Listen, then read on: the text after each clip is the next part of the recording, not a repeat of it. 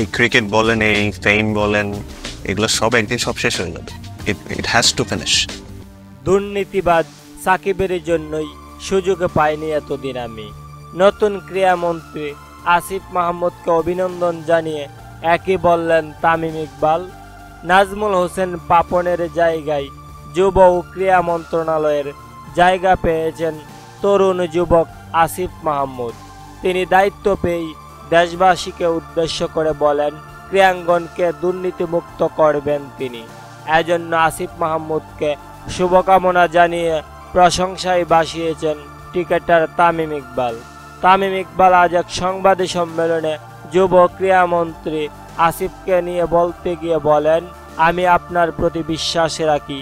আমি জানি আপনি আমাদের ক্রীড়াঙ্গনকে দুর্নীতিমুক্ত করতে পারবেন। আমার বন্ধু সাকিব এবং পাপন মিলে বিসিবিকে দূষণ করে রেখেছিল এতদিন। ক্রীড়াঙ্গনের সকল দূষণ এবার আপনার হাতেই দমন হোক, সেটা আমরা আশা করছি।